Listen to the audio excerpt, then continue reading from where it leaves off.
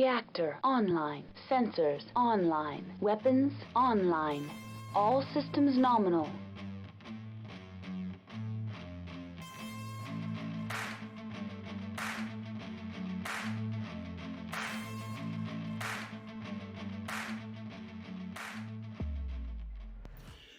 Hello everyone, this is Carrie with Unicorn Company, and this is another review. This is the Northwind Highlanders Force Pack from Catalyst Game Labs, provided to us by Fortress Miniatures and Games, our sponsor for this segment. I do want to say, if you want to go ahead and get one of these, check out fortressminiaturesandgames.com. They are very good about keeping things in stock, and they are a wonderful, wonderful store. Bobby there is an awesome guy, and I really highly recommend them. So let's go ahead and get our review here underway. So I'm going to be, where did I stick that stack of cards? There we go. I'm going to be doing these in order from, because I think all of these are either new or reposes. None of these look like they are a repeat from an old set. So we're going to start off with the only one that I see in here that is just a repose, not jumping or anything like that, and that is the Warhammer miniature right here. So bring it a little bit closer. This model is representative of the 7S, I believe, which has two SRM2 racks instead of the one SRM6 rack. The model is, okay, so first of all, I want to say, I love the dynamic pose, where it looks like it's walking towards, it's actually in motion. This will give, it'll give you a distinct look from other Warhammer miniatures that they've already released, which I believe you can either get in one of the Force Packs, or you can get in the Alpha Strike box set, which is a reprint of the Force Pack miniature, if I remember correctly. As far as issues with the model, there's nothing I really see that's glaring with the model itself. There are a couple spots, like on the back of the arms, where you have the little pips from the mold release. Same with on the back of the upper leg on here, but nothing that's like so glaring that you're going to look at it and say that is, it's not worth doing, or it's completely unusable. One thing I will say is, and this has been something that I've pointed out in some of the other ones, is they are still having issues with the models facing towards the corner of the hex space. This box is kind of worse than the other ones that I've done as far as that, and you'll see why in a minute. So we have the Warhammer. Let's take a look at the cards that come with it. Now, something else I noticed, the card stock on these is a lot thinner. It's a lot more flexible. I don't know if that's a feature or a bug. So we have the mech itself. This is the one that's, this is the one that's represented by the model, the Warhammer 7S. Type battle mech, size 3, TMM1, movement of 8, brawler, it's 36 points. 542 with overheat of 1, armor of 5, structure of 6, no specials. So it's a pretty straightforward model. And then you have the C2, which is a clan refit of the Warhammer. Its loadout does not match the miniature, but it's still, it's a Warhammer model. So we're not playing 40k here where you have to have WYSIWYG. Battle mech, size 3, TMM1, movement of 8, brawler, 663, overheat of 2, armor 5, structure 6, no specials. And it's 43 points. If you're looking for a budget Warhammer 2C, this is it right here. And let's take a look at the pilots. We have Sandra McPierce, a colonel in Northwind Highlanders, who has the stand aside special ability, which is may spend 1 MP to pass through a hex occupied by an enemy unit, making a piloting skill roll with a +2 modifier, apply +1 for each weight class by which the enemy unit is heavier, -2 for each weight class. So this works a little bit different in Alpha Strike. I think you can actually move or pass through the enemy unit, or I think you push them back. I don't remember, but yeah, that's Sandra Pierce's card right there. and that matches the C2 art. And then we have Marcus Aeolus Warnke. Waco's Rangers, founding member of it, has Bloodstalker and Hot Dog.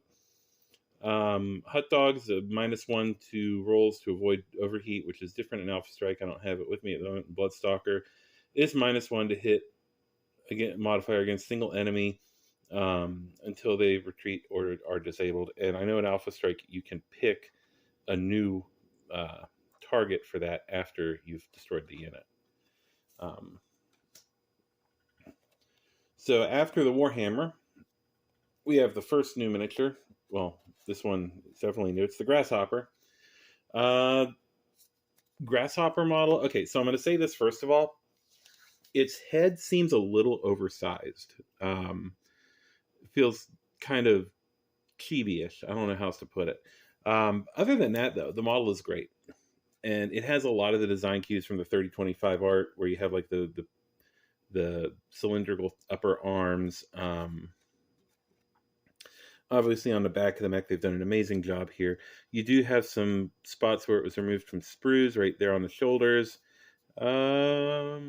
No glaring issues as far as mold lines. It's a pretty good model. I like it. I don't know if I'm all in on the way it looks, but as far as, mech miniatures go, it's better looking than the old Grasshopper model. I'll give it that. The old Grasshopper model, I don't have one with me. It was sufficient, but it just, I don't know, it felt lacking. This one, it feels a little bit, it's more chunky, it's more, I don't know how to put it. It's just more there. It has more of a presence. Let's take a look at the cards for it. So, I don't know which one this actually represents. We have the 5J Grasshopper and the 8K. Grasshopper 5J. Trying to get it to work with me. And of course, also you'll notice this one, by the way, is straight on towards the text space. Towards the hex side. Grasshopper 5J, battle mech size 3, target moves 1, 8 jump, skirmisher 36 points, 331, no overheat. Has armor of 7 and structure of 6 with anti-missile system, which if any of the enemy units have missile abilities or indirect fire, it'll help give you a little bit more longevity in the field. A pretty decent mech. And then you have the 8K, which is the more modern version. It's 3 points more at 39 points. Battle mech size 3, TMM1, 8 jump, skirmisher, 333, overheat of 1. It has 7 armor, 6 structure, case 2, indirect fire 0 with asterisk. So if you hit, you have to roll to see if you do damage, and overheat long. It's a decent mech. It's consistent. I'll say that. I'm not really sold on either of those variants. I know there's another variant I like more, but I don't remember which one it is. All I know is that it has the long of 0 star. It's an older one, I think. So then we have the 2 pilots. First, we'll start with the Northwind pilot, Eof Chalmers. Has a special ability of slow but steady. This is one I have not seen before. Is not counted as part of the standard initiative process. Chalmers moves first and declares attacks first each turn. Chalmers banks 1 initiative at the beginning of any initiative phase. Before the initiative roll, Chalmers may spend 2 banked initiative and declare her unit as winning initiative. Chalmers moves last and declares attacks last this turn. It's a pretty interesting ability for 1 unit on the table to be to declare that it is banking initiative. That I think that's really awesome. It's unique. We'll put it that way, and it's also quite effective when you think about it. Next up, we have the other new model in this, the Gunslinger. Now, the Gunslinger, first thing I'm going to point out, we are once again facing the corner. I understand it's a QA issue or QC issue with production. It's not something that Catalyst planned on, from what I've been told. So, yeah. it's one of those things where it's a problem, but it's a problem that is not something that was intended, and it's not something that, anybody said, hey, this is going to be something we're going to, it's going to be an issue. It's a production side issue. So Catalyst, I guess, understand, plan for everything to face a hex side. This is what's going on now. All right, so we have the Gunslinger. The Gunslinger, I kind of like. Okay, so to be fair, the legs seem a little less chunky than they should be. In fact, the whole thing does, especially when compared to other mechs of the same weight class. It does have clip points on these little back panels right here above the legs at the hip that will need to be cleaned up. Otherwise, it is a really clean model. I do like it. And I think it's a good update compared to the original art. So overall, I like the model. It's, good model, really good work on it, making it look good. Let's take a look at the variants we have here. First, we have the 1 ERD, GUN 1 ERD Gunslinger. It's a battle mech, size 4, TMM of 1, movement of 6 with 4 jump, Juggernaut, 553 with no overheat. Armor is 8, structure is 4 with specials of ECM, jump weak 1, probe, recon, and rear 1-1-0.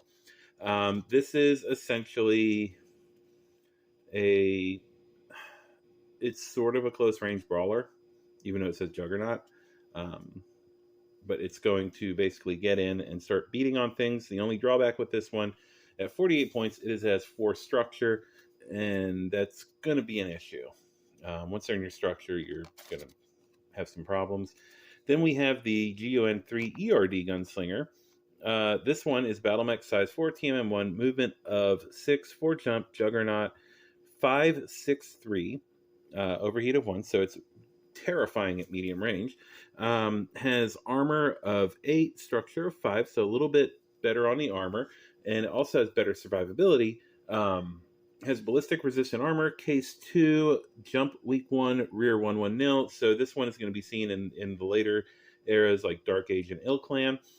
It has case 2, making it far more effective at not dying from an ammo explosion, and making those 5 points of structure even more valuable. This one's 49 points, and I mean, I'm not a huge fan of it, but I think it would be an awesome mech.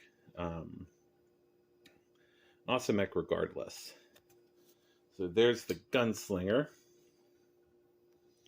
And then finally, we have... Oh, hold up. Before we do that, the pilots. We have Ellis Sharma. Has Jumping Jack.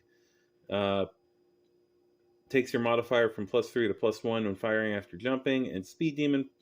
Add 1 MP to running and to sprinting movement, but may not make weapon or physical attacks that turn. So, and then on the other side, we have Wahiba Corena. I can't pronounce the last name. I apologize, Wahiba. They have Maneuvering Ace. May make it's lateral shifts. Basically, they can move like a quad. And Weapon Specialist Gauss Rifle applies -2 modifier when attacking with the Gauss Rifles. This has 2 of them, which means that in classic BattleTech, this thing is terrifyingly effective because it has pulse Gauss Rifles, at least if this is your pilot. And then finally, we have it's a repose. It's sort of a gimmick, but it's the thing they're doing. Jumping Highlander. Oh, Mr. Jumpy right here. As you can see, it actually looks really good. So far, we've only seen one jumper that does not look good while it's jumping, and that was the Hatchetman. The Thunderbolt looks better when it's jumping. When it's not jumping, its feet are awkwardly placed, so they tried to make it look like it was sprinting. So this is the model with the jump plume on it. As you can see, it comes out of the 3 rear jump jets on the torso. Overall, very well done.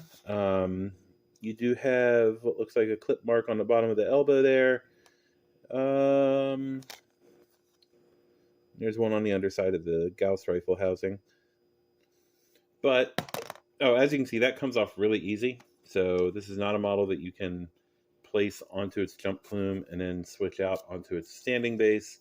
But for the standing base, in order to account for the weird leg position, it has a dead urban mech. That's right, your very own squished Irby. So what you do is there's pegs on the Irby. You place those pegs. Well, first you take your Irby, your dead Irby, and you place it on your hex base. It resists a little bit, but it'll snap in. Once you do it the first time, it kind of gets to where it wants to do it. So you see, you have an urban mech on a base. Awesome.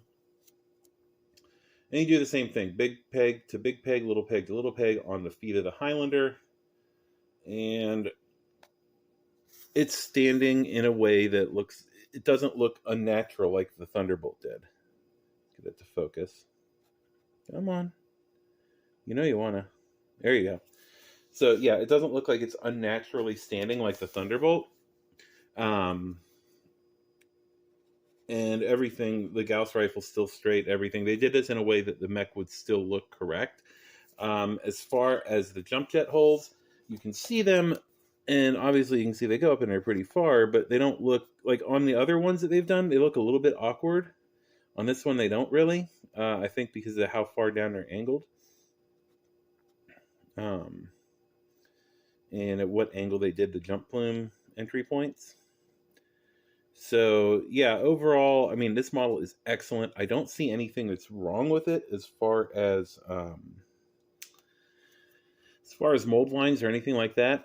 This one is probably going to get painted up in Northwind Highlanders colors. Or not Northwind Highlanders, Royal Black Watch.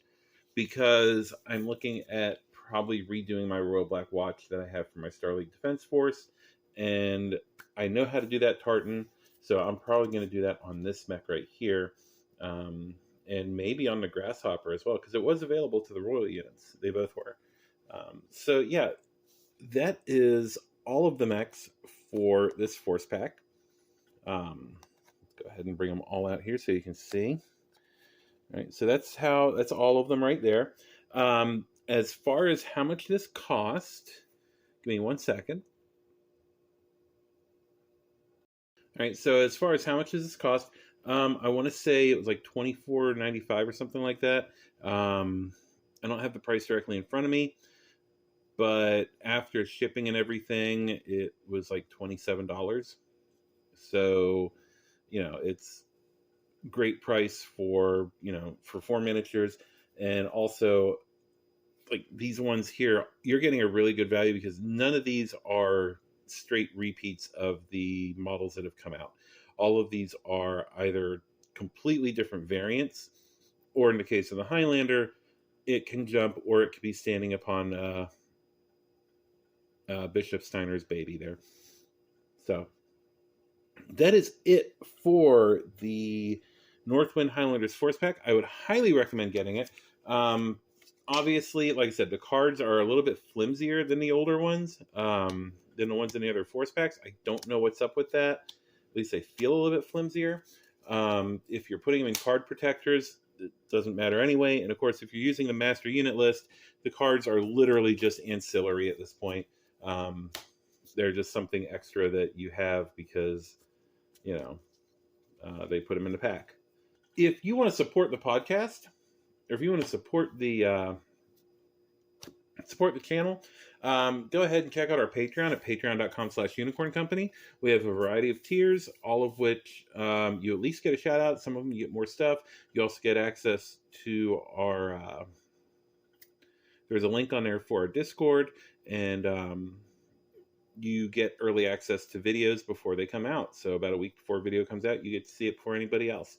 So that is it for everything today. I hope you all have a great day, great evening, great whatever it is where you are. This is Carrie signing off. I'm gonna find my meaning, I can make a change. I wanna play the game.